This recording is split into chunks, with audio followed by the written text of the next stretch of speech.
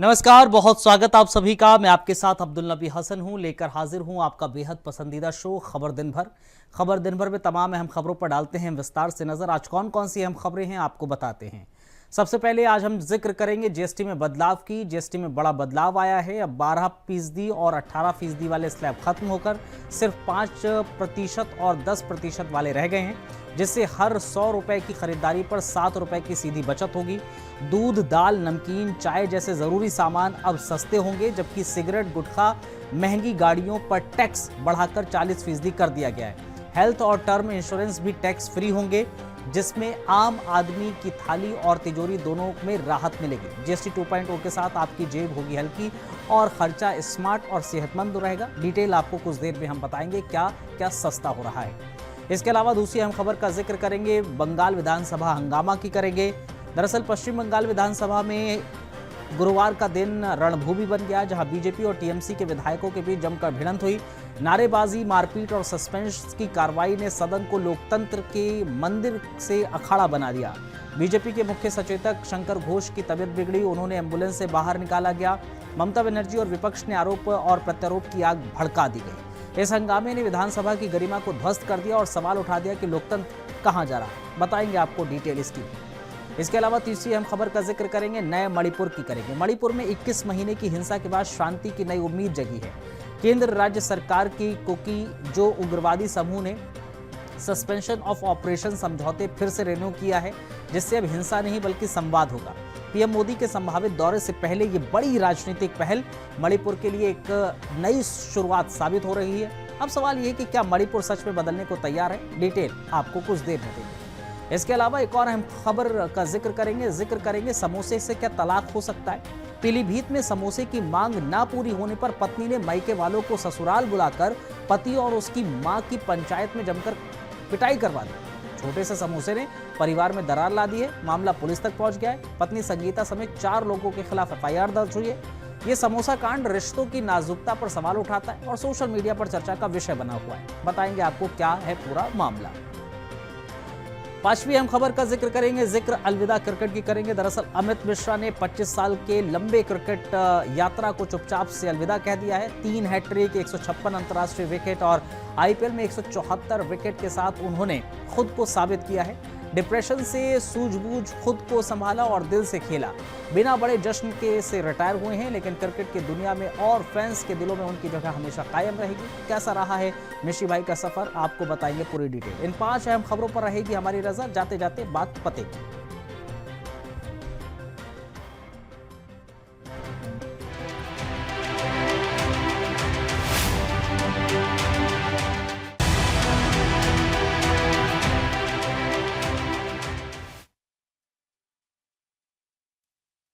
GST से करेंगे। क्या आपके घर की ग्रोसरी हर महीने आपकी जेब हल्की कर रही थी?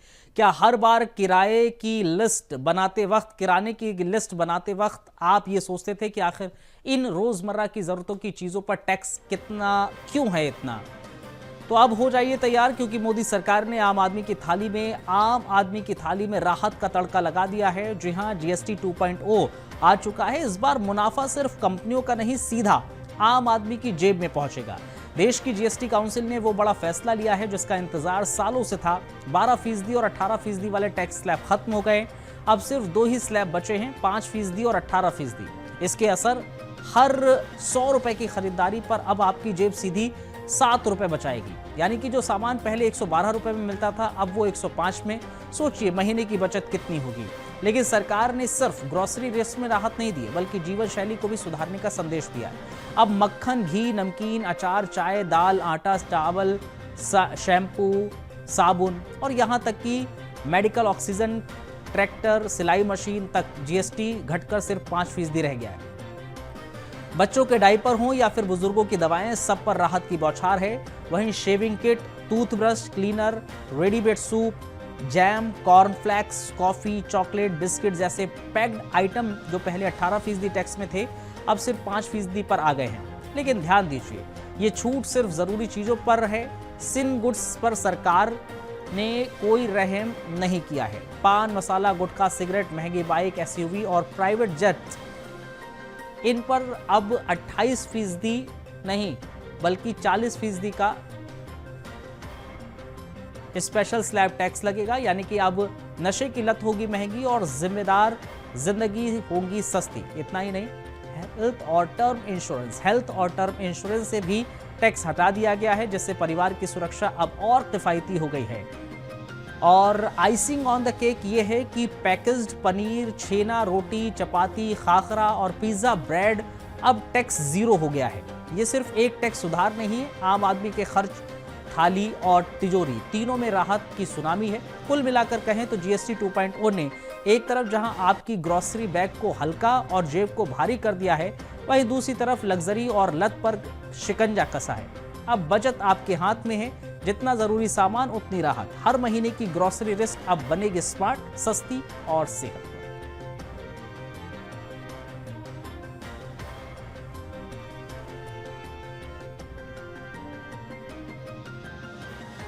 आदरणीय प्रधानमंत्री श्री नरेंद्र मोदी जी ने 15 अगस्त 2025 को लाल किले के प्राचीर से अपने 11वें स्वतंत्रता दिवस संबोधन में जीएसटी में अगली पीढ़ी के सुधार लाने की सरकार के इरादे के बारे में बात की थी। उनके यशस्वी नेतृत्व में केवल 20 दिन में ही जीएसटी काउंसिल ने ऐतिहासिक सुधार करते हुए तमाम जरूरी वस्तुओं पर टैक्स या तो ख़त्म कर दिया या फिर काफ़ी कम कर दिया है। नए जीएसटी रेजीम में 28 और 12% का स्लैब को ख़त्म कर दिया गया है, यानी अब सिर्फ 2 टैक्स स्लैब होंगे, 5% और 18%। मैं इस ऐतिहासिक नेक्स्ट जनरेशन जीएसटी रिफॉर्म्स के लिए आदरणीय प्रधानमंत्री श्री नरेंद्र मोदी जी का हार्दिक अभिनंदन करता हूँ। मैं इन सुधारों को ज़मीन पर उतारने के लिए वित्त मंत्री श्रीमती निर्मला सीतारमण जी, जीएसटी काउंसिल और भारत के सभी राज्यों के वित्त मंत्रियों को भी साधुवाद देता हूँ। ये रिफॉर्म्स हमारे नागरिकों के जीवन को तो बेहतर बनाएंगे ही, साथ ही छोटे व्यापारियों और व्यवसायियों के लिए व्यापार सुगमता भी सुनिश्चित करेंगे। फिर रिडक्शन फ्रॉम 28 टू 18%। इसमें मिडिल क्लास के एस्पिरेशंस मीट करने वाले बहुत सारी चीज हैं। Air conditioning machines, TVs which are over 32 inches, all TVs now at 18%.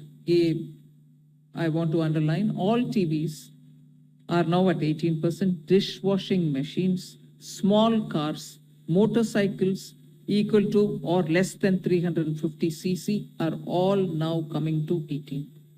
माननीय प्रधानमंत्री जी ने 15 अगस्त को लाल किले की प्राचीर से देशवासियों से कहा था कि जल्दी ही दिवाली का तोहफा देने का काम किया जाएगा। और कल भारत सरकार की जो माननीय वित्त मंत्री जी हैं श्रीमती निर्मला सीतारमण जी, उनकी अगुवाई में जीएसटी काउंसिल की बैठक में जो फैसला स्लैब को, मतलब 2 ही स्लैब रखे गए, 5% का और 12% का। तो मैं सबसे पहले तो माननीय प्रधानमंत्री जी के मार्गदर्शन में उन्होंने जो देशवासियों से कहा उसे इतने कम समय में करके दिखा दिया कि शायद लोगों को लगा कि माननीय प्रधानमंत्री जी जो कहते हैं वो करते हैं। और जीएसटी का जो स्लैब बना है इससे देशवासियों में खुशी की लहर है। जो व्यापारी है वह भी खुश है, जो उद्योगपति है वह भी खुश है। और देश की अर्थव्यवस्था को मजबूत बनाने के लिए यह एक बहुत बड़ा कदम है। आत्मनिर्भर भारत, विकसित भारत की दिशा में भारत किस तीव्र गति से आगे बढ़ सकता है, यह जो जीएसटी का स्लैब बदलाव आया है वह बहुत ऐतिहासिक है। मैं माननीय प्रधानमंत्री श्री नरेंद्र मोदी जी का जो विजनरी नेतृत्व है, जिनके नेतृत्व को पूरी दुनिया प्रणाम करती है, जिनके नेतृत्व पर पूरी दुनिया को भरोसा लगातार बढ़ रहा है, वह इस प्रकार के काम करते हैं। और जीएसटी के जो नया स्लैब है इससे मतलब हमारी अर्थव्यवस्था को उछाल भी मिलेगा और आम जनता को इसका फायदा होगा। विशेष तौर से जो उपभोक्ता होता है उसको इसका लाभ जल्दी से जल्दी दिलाने की दिशा में 22 सितंबर से इस फैसले को लागू करने का निर्णय कल जो मैंने सुना है उसमें बताया गया है। और 22 सितंबर से नवरात्रि का भी प्रारंभ हो रहा है। तो ये नवरात्रि का भी उपहार हो गया, ये दीपावली का भी उपहार हो गया। ये बहुत बड़ी सौगात है देशवासियों के लिए, देश की अर्थव्यवस्था के लिए, देश के अंदर जो कारोबार करने वाले लोग हैं उनके लिए। जो यूनियन गवर्नमेंट के जो लार्जेस्ट रेवेन्यू स्ट्रीम्स हैं उसको आप आउटसाइड डिवाइजेबल पुल रख रहे हैं। एक सेस एंड सरचार्जेस है, दूसरा नॉन टैक्स है, तो स्टेट्स को लेके आई ना इसमें। फिर आप स्टेट्स कैसे चलाएंगे भाई? So the central government is arguing that by doing this rate rationalization, we are putting more money in people's hands. Consumption will increase, tax will increase. Do you think this is a solution that they are pitching for the states rational? These are all rhetoric, dialogues, which we have seen in last 11 years. It has not helped the common man. Sir, आपने courier की बात की है, कई सारे ऐसे commodities है जैसे बेसिक नीड ऑयल, शैम्पू वगैरह पर भी उतारा गया है, तो आपको क्या लगता है कि कोई और चीज पर इसको उतारना चाहिए था? मैंने आपसे कहा ना कि मिसाल के तौर पर जो रिफंड प्रोविजन है इनपुट टैक्स क्रेडिट का, इसमें कोई प्रोविजन ही नहीं है रिफंड का। अब मेरा 28 लाख का सामान है, आप उसको रिफंड का क्या करेंगे? फिर आप मिसाल दे रहा हूं आपको, उसके क्या करेंगे आप?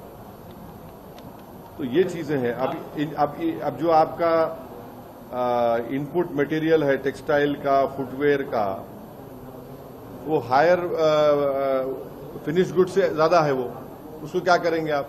तो ये सब चीजें हैं जिसका सरकार को गौर करना चाहिए था। अब देखते हैं क्या होगा। अब वो खबरों में रुकेंगे एक छोटे से ब्रेक के लिए। ब्रेक के उस पार और भी हैं अहम खबरें।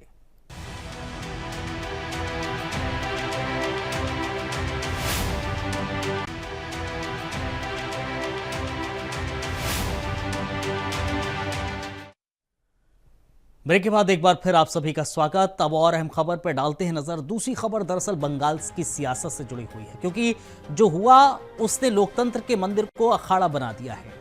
पश्चिम बंगाल विधानसभा में गुरुवार का दिन इतिहास के उन काले पन्नों में दर्ज हो गया जहां बहस नहीं बल का प्रदर्शन हुआ, तर्क नहीं थप्पड़ चले, सवाल नहीं सस्पेंशन की बारिश हुई। मुख्यमंत्री ममता बनर्जी जब बंगाल प्रवासियों पर कथित अत्याचार के खिलाफ सरकार का प्रस्ताव पढ़ने उठी, तभी बीजेपी विधायकों ने नारेबाजी शुरू कर दी। गूंज उठा सदन, गरमाया माहौल और फिर जो हुआ वो लोकतंत्र की मर्यादाओं को तार तार कर गया। सत्ता और विपक्ष आमने सामने थे, आवाजें इतनी तीखी थी कि दीवारें कांप उठी और उसी हंगामे के बीच बीजेपी के मुख्य सचेतक विधायक शंकर घोष की तबीयत बिगड़ गई। निलंबन का फरमान जारी हुआ, लेकिन घोष ने बाहर जाने से इनकार कर दिया। मार्शलों को बुलाया गया, उन्हें जबरन एम्बुलेंस तक ले जाया गया, लेकिन बवाल थमा नहीं। बीजेपी ने अग्निमित्रा पॉल भी सस्पेंड हो गई और महिला मार्शल ने उन्हें भी बाहर कर दिया। आरोप लगे विपक्षी महिला विधायकों पर पानी की बोतलें फेंकी गई। हालांकि इसकी पुष्टि नहीं हो सकी है। विपक्ष ने इसे तानाशाही करार देते हुए सोशल मीडिया पर तीखा हमला बोला। बीजेपी ने लिखा कि बंगाल में अब लोकतंत्र नाम की कोई चीज नहीं बची है और टीएमसी को सड़क पर दो हाथ की खुली चुनौती दे डाली।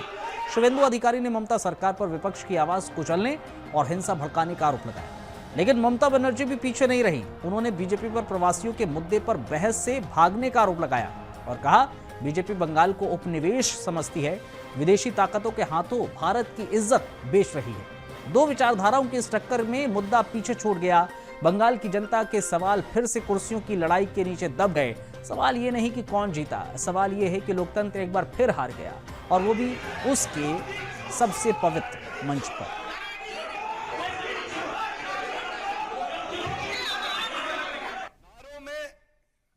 बार बार एक शब्द का इस्तेमाल किया जाता है, वो शब्द है चोरी। लगता है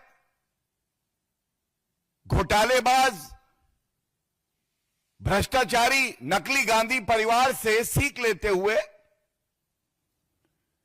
ममता बनर्जी को भी अब चोरी शब्द अच्छा लगने लगा है, क्योंकि वो उनके चरित्र का परिचायक हो गया है। पश्चिम बंगाल की जनता जानती है, टीचर भर्ती घोटाले में चोरी, राशन घोटाले में आम जनता का राशन चोरी, तोलाबाजी करेंगे, जनता का धन करेंगे चोरी। आज चोर चोर मौसेरे भाई मिलके ईमानदार प्रधानमंत्री जी आदरणीय श्री नरेंद्र मोदी जी और जो हम सबके लिए प्रेरणा स्रोत हैं, देश हित में सबसे आगे रहने वाले हमारे गृह मंत्री श्री अमित शाह जी के लिए अब शब्द इस्तेमाल कर रही हैं, तो यह जरूर पूछा जाएगा कि ऐसा ममता बनर्जी क्यों कर रही हैं। 21 महीने तक धधकता रहा मणिपुर, सड़कों पर गोलियां, जंगलों में बारूद और लोगों की आंखों में आंसू। लेकिन अब एक नए सूरज की उम्मीद जगी है। मणिपुर की धरती पर एक बार फिर शांति की चिंगारी जलाई गई है, क्योंकि केंद्र और राज्य सरकार ने कुकी जो उग्रवादी समूह के बीच सस्पेंशन ऑफ ऑपरेशन यानी कि SOO समझौता फिर से रिन्यू कर दिया है। जी हाँ, वो समझौता जो सालों भर से बंदूक को बातचीत में बदलता रहा, वो एग्रीमेंट जो मणिपुर की शांति की रीढ़ रहा, हिंसा की लहर के बाद पहली बार दोबारा जिंदा हुआ, ये वही है SOO जिसे साल 2008 में कुकी विद्रोह गुटों के साथ पहली बार साइन किया गया, ताकि बातचीत हो, गोली नहीं, विकास हो, विनाश नहीं। लेकिन पिछले 2 वर्षों से मणिपुर का लहूलुहान सच इस समझौते की राख के नीचे छिप गया। 2023 में राज्य सरकार ने खुद इससे किनारा किया और उसके बाद जो हुआ वो पूरे देश ने देखा। मई 2023 से भड़की मैतेई कुकी हिंसा में 250 से ज्यादा जाने गई, हजारों घर जले, लोग बेघर हुए। आखिरकार मणिपुर में राष्ट्रपति शासन लागू हुआ। लेकिन अब तस्वीर बदल रही है। पीएम नरेंद्र मोदी अगले हफ्ते मणिपुर जा सकते हैं। उसके पहले यह समझौता ठीक वैसा ही है जैसे आंधी से पहले की शांति नहीं, बल्कि आंधी के बाद की उम्मीद। कुकी नेशनल ऑर्गेनाइजेशन और यूनाइटेड पीपल फ्रंट के तहत 25 उग्रवादी गुट इस डील का हिस्सा हैं और उन्होंने वादा किया है ना कानून तोड़ेंगे, ना हथियार उठाएंगे, ना क्षेत्रीय अखंडता को चुनौती देंगे। वहीं सरकार ने भी साफ कर दिया है, ना कोई सुरक्षा बल ऑपरेशन चलाएंगे और ना ही कोई छेड़छाड़ होगी मणिपुर की पहचान से। इस डील में नेशनल हाईवे 2 खोलने और उग्रवादी कैंप शिफ्ट करने पर सहमति बनी है, यानी रास्ते भी खुलेंगे, रास्ता भी साफ होगा। ये सिर्फ एक समझौता नहीं है, एक राजनीतिक हथियार बंदी है, एक भरोसे की रजिस्ट्री है और एक जलते हुए राज्य को बुझाने की सबसे बड़ी कोशिश।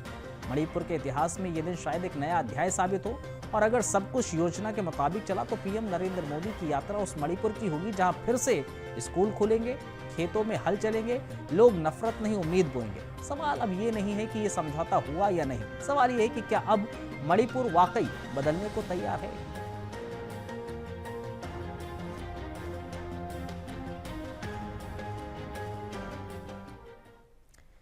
क्या कभी आपने सोचा था कि समोसा, जी हां वही आलू वाला समोसा, एक परिवार को तोड़ सकता है, पंचायत बुला सकता है और किसी की धुनाई की वजह बन सकता है।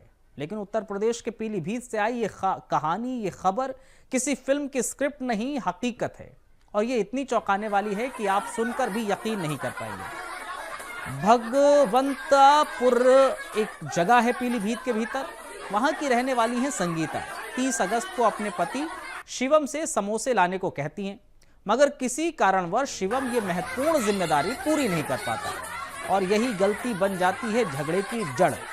नाराज पत्नी ने अगले ही दिन यानी कि 31 अगस्त को अपने मायके वालों को ससुराल बुला लिया और फिर शुरू हुई ऐसी पंचायत जिसमें ना पंचों की गरिमा रही, ना रिश्तों की मर्यादा। पंचायत में मौजूद रहे गांव के पूर्व प्रधान, सबके सामने गुस्से से बिफरी पत्नी ने अपने मां, पिता और मौसा के साथ मिलकर पति शिवम और उसकी मां विजय कुमारी की जमकर पिटाई कर दी। हैरान कर देने वाली बात तो यह है कि वजह सिर्फ समोसा था। यह पूरी घटना कैमरे में कैद हो गई, जो आप देख भी रहे हैं और वीडियो वायरल होते ही पूरे गांव में सनसनी फैल गई। क्या वाकई इतनी छोटी बात पर कोई इतना बड़ा कांड कर सकता है? लेकिन पीलीभीत में तो ये मुमकिन है। पीलीभीत पीड़ित शिवम की मां ने पुलिस में लिखे शिकायत कर दी। अब पत्नी संगीता समेत 4 लोगों को BNS की धाराओं के तहत केस दर्ज किया गया। पुलिस ने घायलों को अस्पताल में भर्ती कराया, मामले की जांच की है। समोसा जो आमतौर पर दोस्तों की चाय का साथी होता है, आज पति पत्नी के रिश्ते में सबसे बड़ी दुश्मन बन चुका है। सोचिए, एक नाश्ते की चीज अगर इतने बड़े पारिवारिक तूफान की वजह बन सकता है तो सवाल रिश्तों की गंभीरता पर भी उठता है। क्या अब पति और पत्नी का रिश्ता समोसे की चटनी जितना हल्का हो गया, या ये सिर्फ बहाना था अंदर की खटास बाहर आने का? जो भी हो, पीलीभीत का ये समोसा कांड देश भर में रिश्तों की गंभीरता पर एक बड़ा सवाल छोड़ जा रहा है।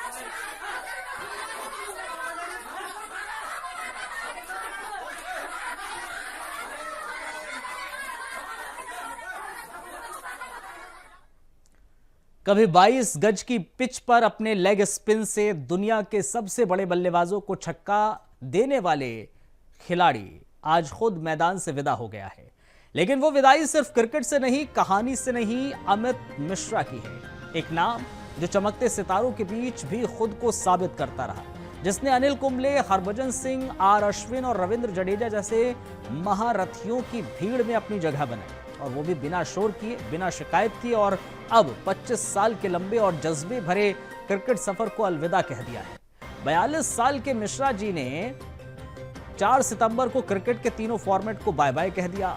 2003 में डेब्यू किया, फिर 2008 में टेस्ट की शुरुआत हुई।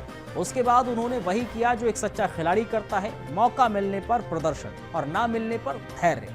लेकिन यह सफर आसान नहीं था। एक दौर ऐसा भी आया जब उन्हें टीम में 5 साल तक जगह नहीं मिली। उस दौरान वो डिप्रेशन में भी जूझे। कहते हैं कि मैं अंदर ही अंदर टूट रहा था, गुस्से में था कि सिलेक्शन क्यों नहीं हो रहा है। ये वो शब्द हैं जो उन्होंने खुद एक न्यूज़ एजेंसी से किए।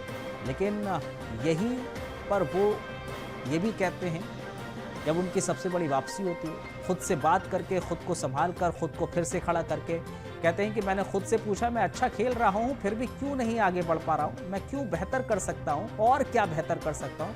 फिर उन्होंने ध्यान लगाना शुरू किया, क्रिकेट को एंजॉय करना शुरू किया, और यहीं से फिर से शुरू हुआ वो मिश्रा जी या मिशी भाई का, जिसने आईपीएल में 3 हैट्रिक्स ली 2008, 11 और 2013 में। मिशी भाई ने 68 अंतर्राष्ट्रीय मैचों में 156 विकेट लिए, आईपीएल में 174 विकेट झटके, 12 बार प्लेयर ऑफ द मैच रहे। सबसे ज़्यादा उन्होंने स्टंपिंग कराने वाले वो गेंदबाज भी बने। 28 बार उन्होंने स्टंपिंग करवाई अपनी बॉल से। जिम्बाब्वे के खिलाफ वनडे सीरीज में 18 विकेट लेकर रिकॉर्ड बनाया। T20 में लगातार 2 बार प्लेयर ऑफ द मैच बनने वाले इकलौते भारतीय बने। 2025 में मेगा नीलामी में कोई टीम उन्हें नहीं खरीद पाई। आखिर बार उन्होंने 2024 में लखनऊ सुपर जॉइंट के लिए रियान पराग का विकेट लिया था। विदाई में कोई भव्य प्रेस कॉन्फ्रेंस नहीं, ना कोई जश्न, लेकिन उनके शब्द दिल को छू गए। सभी को ग्रैंड फेयरवेल नहीं मिलता है और ये ठीक है। मैंने हमेशा दिल से खेला, सम्मान के लिए नहीं, उद्देश्य के लिए खेला। अमित मिश्रा वो खिलाड़ी जो रिकॉर्ड्स में दर्ज हो गया, लेकिन सबसे बड़ी बात दिलों में भी उतर गया, क्योंकि उसने कभी हार नहीं मानी, ना मैदान में ना मैदान के बाहर। क्रिकेट ने उन्हें पहचान दी, लेकिन उन्होंने क्रिकेट को एक सच्चा योद्धा दिया। सादगी में लिपटा, जज्बे से भरा एक नाम, अमित मिश्रा।